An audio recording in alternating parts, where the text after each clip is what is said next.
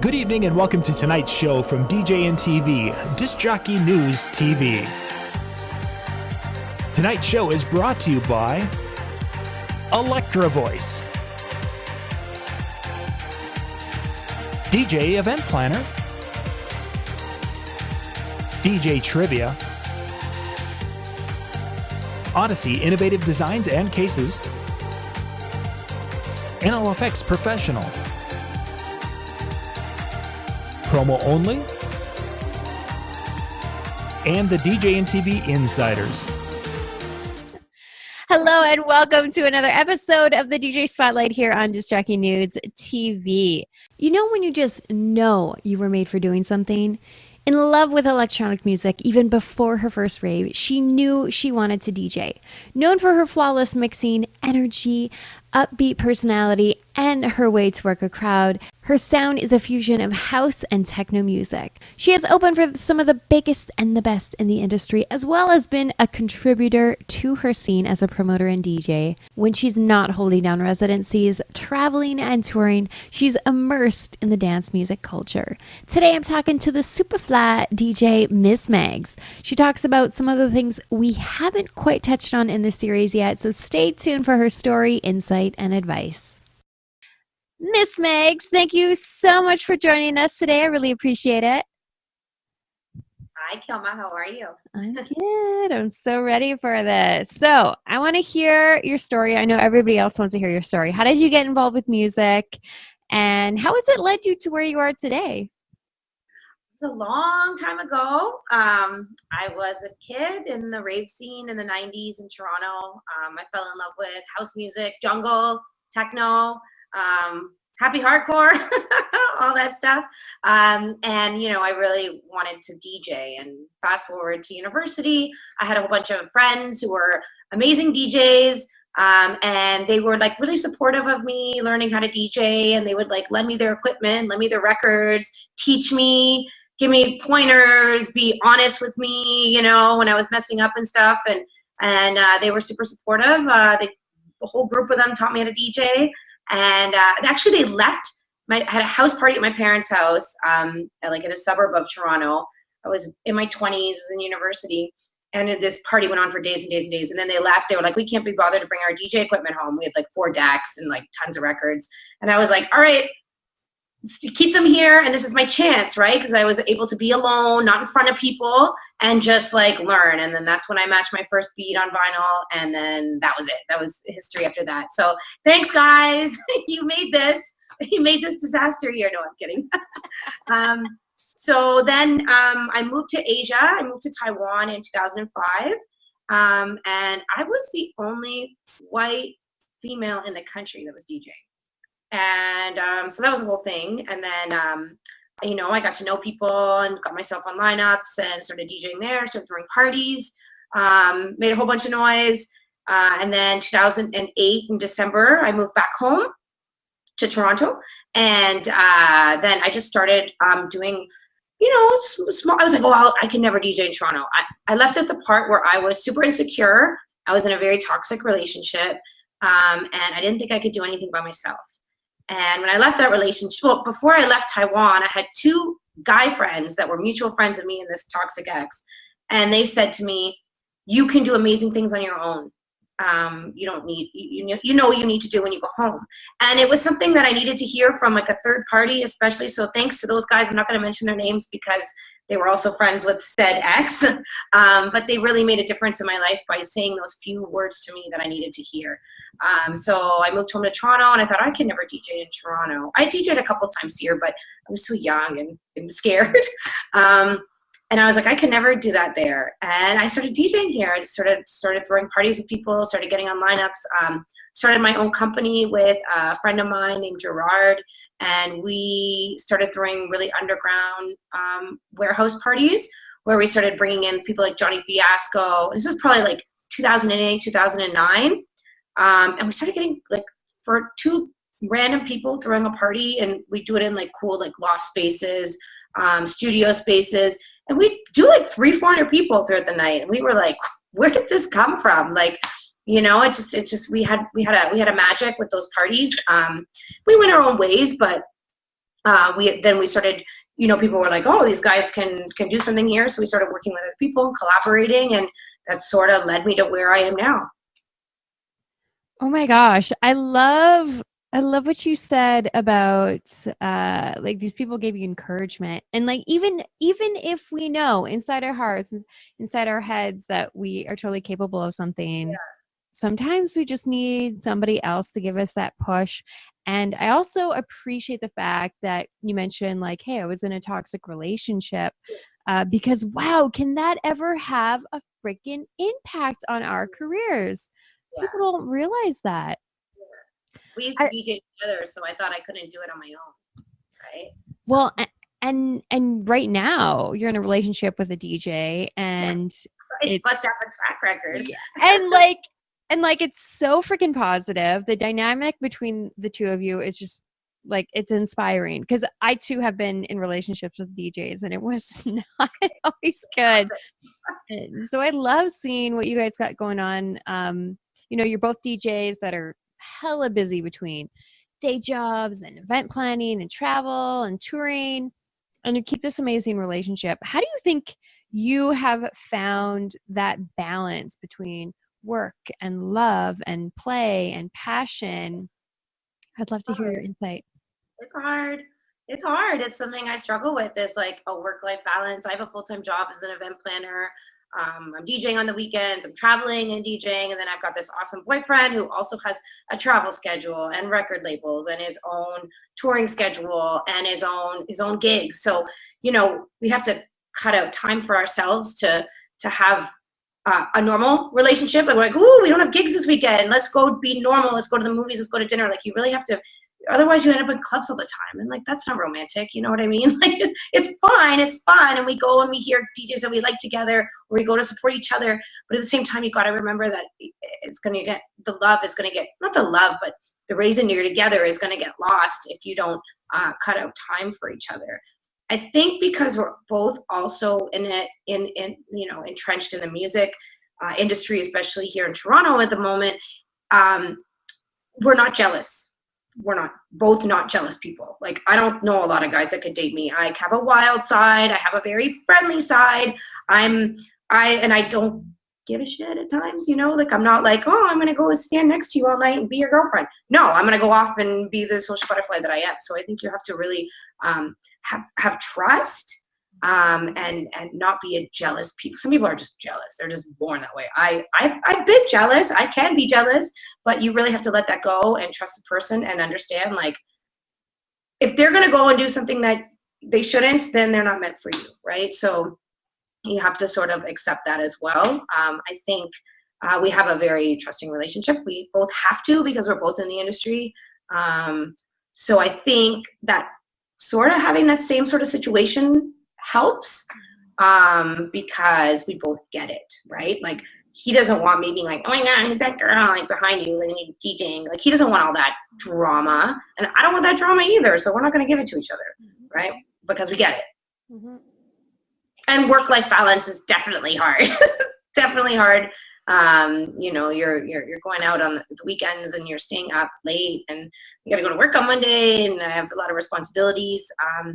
It's a struggle. I don't take gigs during the week unless there's something super special, because I got to pay my bills. Right?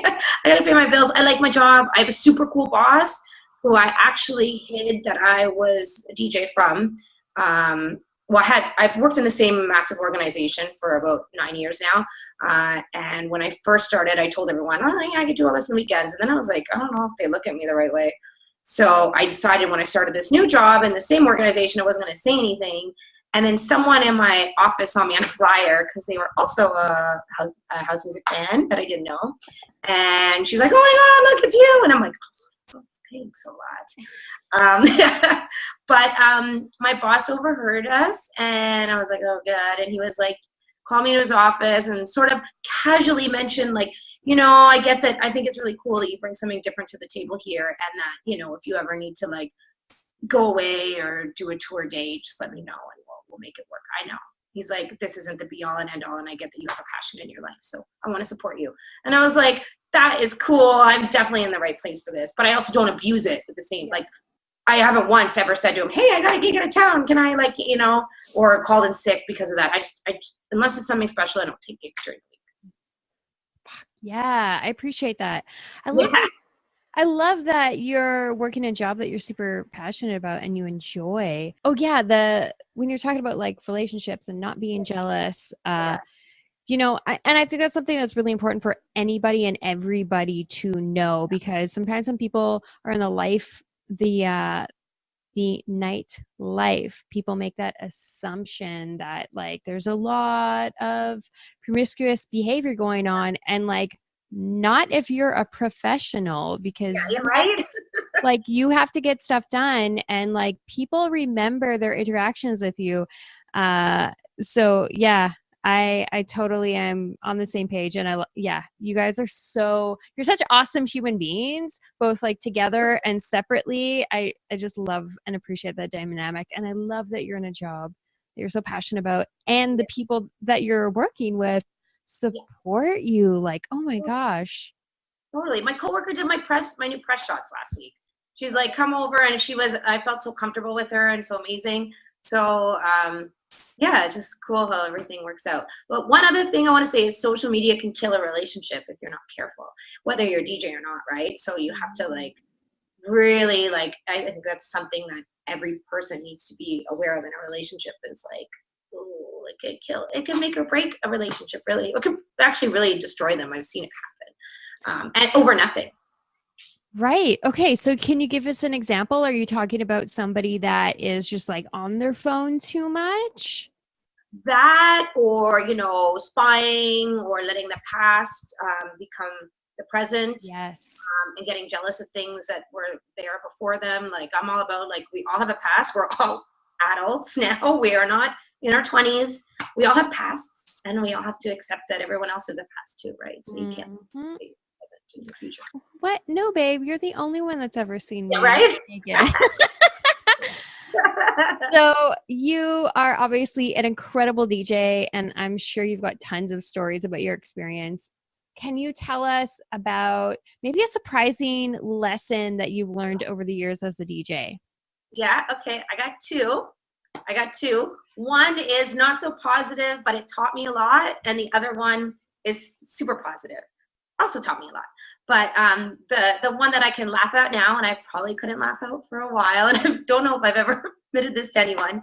I was playing an opening set, and I was like a Chicago house girl. I grew up on that Chicago sound, and I really started getting into the tech house sound probably about 2011, 2011.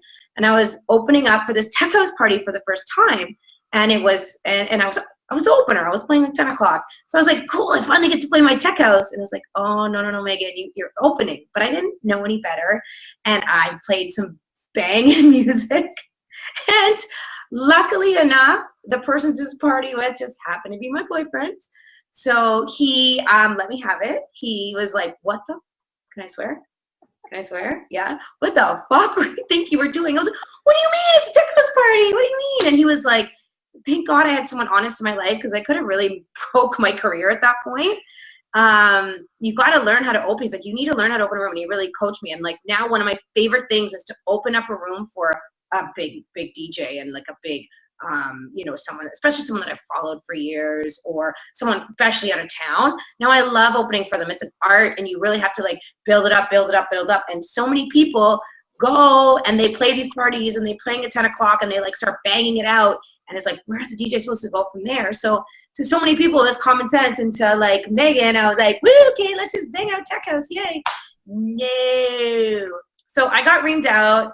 I took the bench for a couple of parties. And I learned my lesson the hard way. Well, I learned my lesson, not so much the hard way, but at least I had someone honest in my life to ream me out where it was necessary.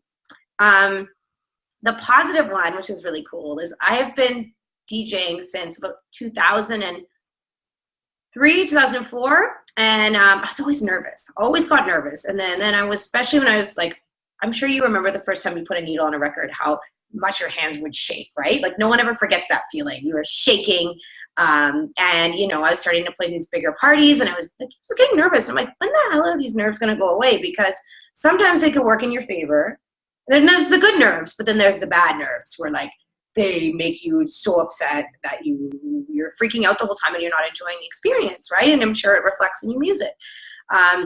And I was opening for my favorite DJ in the whole world, Luciano, and I just come back from VPM. So I think it was 2014. And I just come back from VPM. I saw him twice, and he's like, you know, on the Visa circuit and doesn't come to Toronto. It's his second time in Toronto. And everyone knew how much I loved him. The promoters knew how much I loved him. So they were like, Megan, you're perfect. So I remember walking to the gig. It was February. It was cold. It was February 6th. I remember the date. And I'm like, oh my God, like my stomach. Oh my God, I'm so nervous. I'm like, when will this ever go away? Like, I've been DJing for over 10 years now. Like, come on, stop being nervous. And I got there and I started playing, and I started playing so well. My mixes were tight. My music was great. I had been going through music since I got the booking too, right? So I was super prepared. And I was up there and I was like, you know what? If I can do this, I can do any gig. And you know what? I've never been nervous a day since. Not one gig. It's like one of those magical stories. So I was like, if I can do that, nothing's going to make me nervous. I get the fun butterflies, like, ooh, I'm excited. This is a cool gig. But the good butterflies. But as far as like the shaky nerves, completely out of my life from that day on, which is super cool. I love that. That's Yeah, such right? a great story. Whenever somebody's talking to me about like, oh, I'm nervous, I'm like the way it feels within our bodies is the same feeling we get when we're excited. So you can like flip that. You can flip that. Yeah. I mean, I say that, but I still want to poop myself every time I fly. So. Oh no, I didn't know that. I used to be able to fly all the time. It was all good. And now I'm like, oh no. I'm like, yeah, I got a gig. There's turbulence now. I get nervous. I used to think of it, oh, it's like a roller coaster. Now I'm like, no, you're not. You're flying. It's not a roller coaster. And you made that mistake of like the bangers right at the beginning of the night. I think it's a rite of passage. I'm pretty sure every single DJ does that at least once, probably more than once, because people are too nice and they don't tell us. And I was a dubstep and drum and bass DJ at one point. So, I mean, I've gone way, way harder than tech house. And I'm sure people were like, never again. People ruin their careers, especially here. It's so competitive. I've seen people do it once and never get booked again. Like, yeah. Oh yeah. Find soul in my life to let me have it that night. That's so much trouble. Oh, but switching to some like amazing positive vibes. You are working with Tiki Tai. Am I saying that right? Yes. You guys are such a badass team. I've seen like quite a few videos of you guys together. Like I feel like the dynamic is just phenomenal. Can you tell us about your work together? How does that relationship work? You know, it was funny because we knew each other, you know, as being like, you know, another female DJ in the scene. We met probably like 2011 again. I think I booked her for like an all-female DJ party back then that I was doing. We were like friends, like, hey, you know, whatever. And then DJ Addy from Toronto, he does these horoscope parties where you celebrate like all the, you know, Tauruses and Capricorns or Geminis together in one room. And they're really fun, they're really rammed, and it was also making it a 4x2 party. So it's like 4 decks, 2 mixers. And he pairs people together and he picks. Yeah, so he put us together, and we like, you know, we sort of knew each other. And so she came over, and I could come over so we can like go through some music. It was my birthday too. She came over, we talked for like 10 minutes about music, and then it was all like boys and like typical girl stuff. And we ate cupcakes and giggled, and we just really bonded. And then we're like, all right, whatever. And we went and we like played amazing together that night. And that was our first time playing together. And that was, honestly, I think it was like 2015 or 2016. So it was a while ago, and still pretty much every single party that he does, he books us together since then. I think we have a really fun, like we become such good friends. We actually bonded over this. We came from different sort of scenes. She was electro, I was more Chicago house. And we sort of bring that vibe together. Like, I don't play Chicago house anymore. She doesn't play electro, but there's still those hints like in our music. So we bring kind of something a little bit different, and we bring something fun, and we have a lot of energy together, and we've become good friends. So it's like, hey girl, you know, it's more of it's a fun thing. It's definitely fun. I wonder if that's why the dynamic works so well, because you guys have a connection on an emotional level. I think so. First. I think I have to do with it. Yeah. And maybe that's why, like, in the past when I worked with people, things didn't work out so well. Right? Like, and we get each other. We're also like, there weren't a lot of girls playing back then, and not back then, like it was like a million years ago, but really there's only been more girls coming out as of lately. And so we sort of understood, you know, especially a female's perspective on the scene, and, you know, our struggles and trials and tribulations, we got each other, like we were on the same page. And you know what's weird? We both lived in Asia in the same year. She lived in Japan and I lived in Taiwan. And we lived around the same time. Like there were a couple of years where we both lived there, and we were both DJing, and we were both like super weird to be there doing it anyways. And it was like, so we bond over that too. It's so weird. That's badass. That is so random and cool. So random. When I you know, Grimace, he was saying, he's like he loves you guys, but he was saying like there's like in Toronto there's really not that many female DJs, so when he like moved here and he's like, what, there are so many. And then you go to like even Alberta and like BC, there's so many. It's fun. It's crazy to me that like Toronto doesn't have more women in the industry considering how big it is. I know there's more coming around. I think it also has to do with like super competitive. And unless you're like, nah, make a big fuss, you problems. There was a little bit of drama that went on here over female DJs a few months ago. Someone produced a list, an inclusive list of female DJs, yet left off some of the main ones like Sydney Blue. So it was almost like I'm inclusive, but uninclusive list. So there was a lot of drama that went around about that. It did get more girls booked, or at least more girls noticed. Mm-hmm. So that's cool. But trying to be inclusive with not including people is not fair. I got left off the list for a while until like a few people were like, what the hell? Like it was like, come on, like it was just, yeah.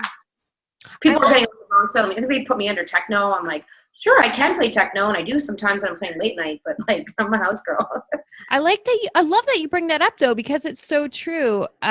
You know, people think they know about the talent within their own city, and they don't, because they're not looking for it. So people will be like, you know, there's not a lot of female identifying talent out there, and it's like, dude, you're not looking, because there is. There's so many of us, but you're not looking for us. So yeah, I've been there. Do what she did here in like the early 2000s for Toronto, none of us girls would be playing right now. Like the way she broke through, she was like one of our main girls back then, and like to not even add her on the list, I was like, whatever. She didn't care. She thought it was funny, but I was like, what the hell, man? You can't leave her off. Like she has her own label. Like, okay, whatever. We could go on. We could go on forever about this, but you know, we won't bore all of y'all. Just look for us. Yeah. So focusing on the talent, you play a lot of really amazing quality events and venues. How do you think artists can get themselves on lineups like that?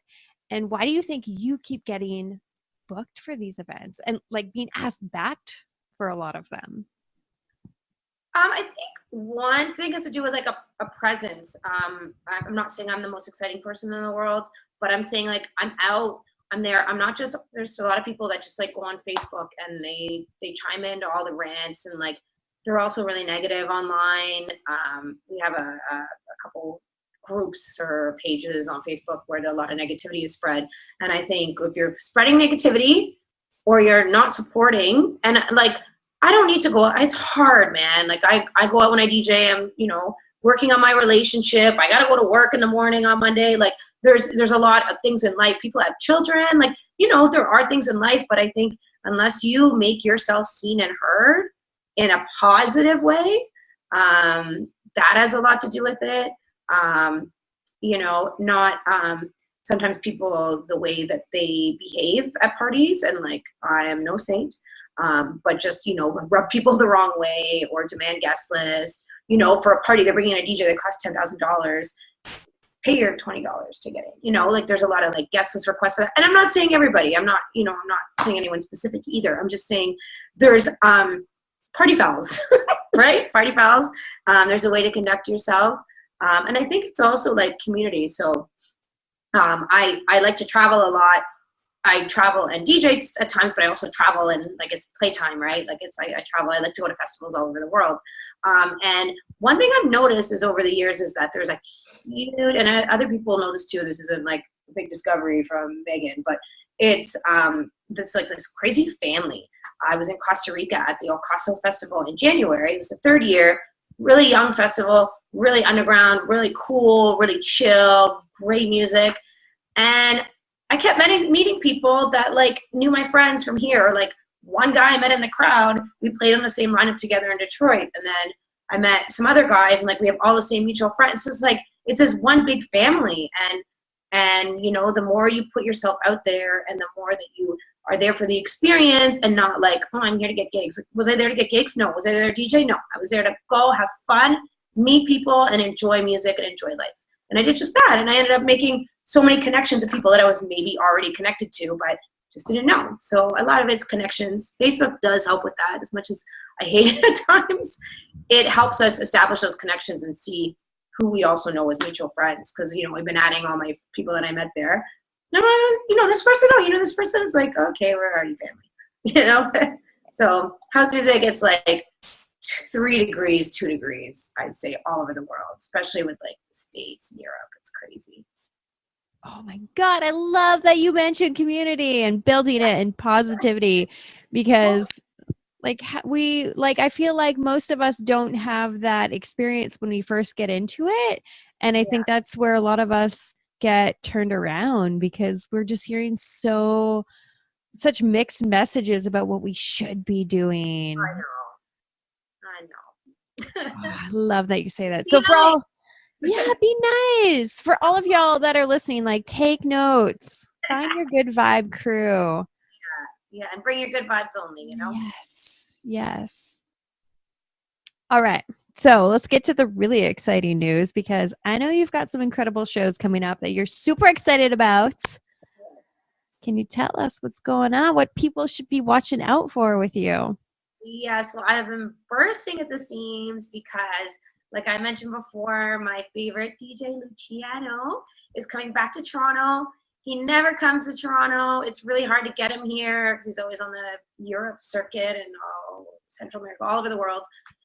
Doesn't really come to North America very often. And he's coming to Toronto on a Thursday, so clearly I've booked Friday off. And it has to do with the VPM Festival, which is a festival that I love so much. I haven't been to the one in Portugal yet, but I used to go to the one in Mexico. It is affiliated with the VPM Festival and an amazing space here called Nest, which is like home to me.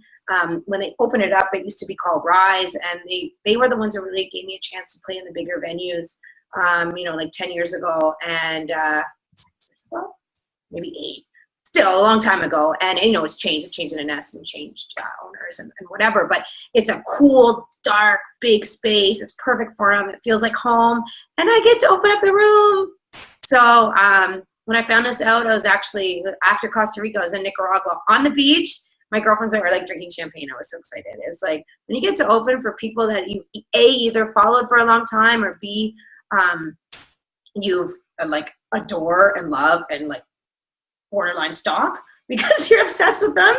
It's like, oh my God, it's so cool. So Manson and Strong are playing too, and they are like Toronto's favorites. And I love opening up for them. Like I open up for them here and there, and it's like always such a treat because I've been following them since the 90s. So I get to open up for them, and then they're opening up for Luciano. So that's Thursday, March 7th.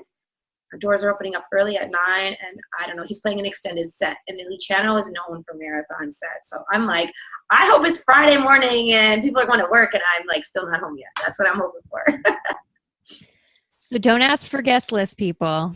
Yeah, not that good. I think he costs like 40,000 euros or something to bring him. Like he's expensive. Yeah, don't ask for people for guest list. February 17th is actually a holiday here in Ontario. It's called Family Day.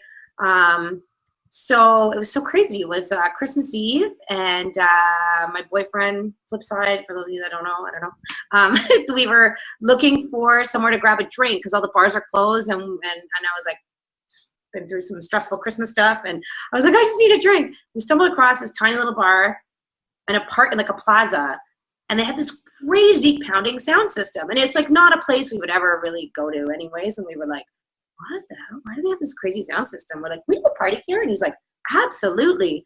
So I was like, fate. So we're doing this small little party. It's the north end of the city, which is kind of cool. Keel and Steel. So it's like, 30 minutes north of downtown where we live. So there's so many people that live around there and they don't do enough parties. So we're going to try it out. Small, intimate vibe. Myself, Flipside, Scott from the Loopity Goofs, and my girlfriend C-Dub. So they're all like family to me. So it's like a family day DJ thing with my friends, so that'll be cool. And then the February 23rd is the launch of the Six, which a lot of people are familiar with Jungle Funk Recordings. It is the label and party series that belongs to Jacozy and Jerome Robbins, which I know a lot of people in your neck of the woods are fans of, and they do a really cool party. They're starting a cool party series called the Six, and they're getting whole bunch of locals together, and they're doing rotating residents. You come in and you play an hour. So they've got a group of us involved in that, and they really want to feature local talent. And the kickoff is February 23rd, and I'll be playing that. So that's really exciting. So I'm really excited for that. I like people that focus on, I love opening for big headliners, but also when the parties that focus on the locals are always so great. DJ Addy's also really good with that as well. And he'll be doing a Zodiac party in March, but I don't have the details yet, so can't tell you. We'll have links. Yeah. Awesome. Yeah. I'm so excited for you. I am so grateful that you sat down with me today to talk about all this stuff. I learned so much. And maybe we'll get to share some stages this year. 2019. That would be fun. Yeah. That would be a lot of fun. Are you coming to Toronto anytime soon? We'll have to make it happen. Yeah, I think so. We'll leave the baby at home. Yeah. You're not going to want to have a kid. Just come drink Electric Island. It's fun. Yeah.